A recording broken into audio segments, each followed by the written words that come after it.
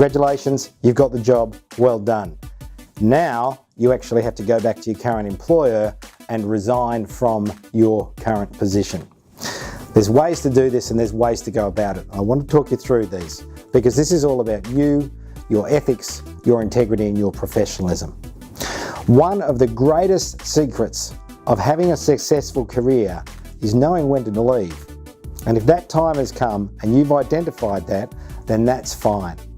And though you might think it might be fulfilling to get a few things off your chest, it's actually in your best interest to be kind, to be polite, and to be helpful, so that your professional future remains secure. Someone may call these people for a reference one day, and it might not be a work reference, it might be a customer reference or a supplier reference, and you don't want them to remember you as being petty, spiteful and arrogant.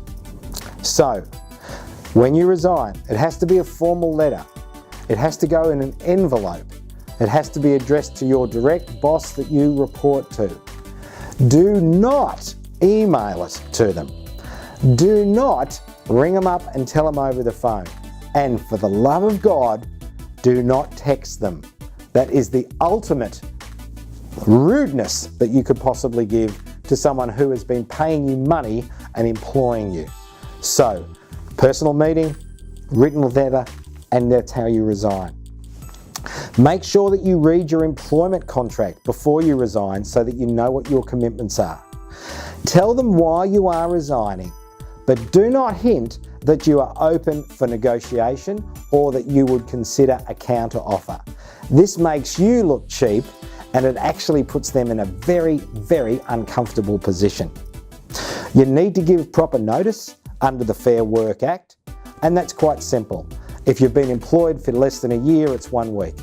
If you've been employed for 2 to 3 years, it's 2 weeks. For 4 or 5 years, it's 3 weeks, and if it's over 5 years, you must give 4 weeks notice. Plus, if you're over 45 years of age, you've got to give an extra week on top of those mandatory notice periods. You need to be polite and you need to be specific about that you are moving on. You don't actually need to state a reason.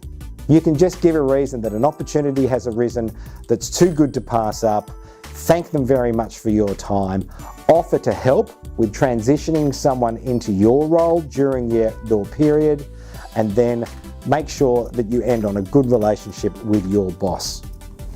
One thing that sometimes people do, which is a little bit nasty, well not nasty, but maybe a little bit rude, is that they resign and then they ask their boss for a reference in the future.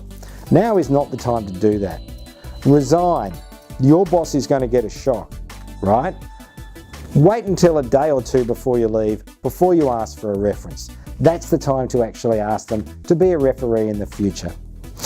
Remember, the company and its employees could play a potential part in your career or a new job search for you in the future. So, it's a small world, don't burn any bridges.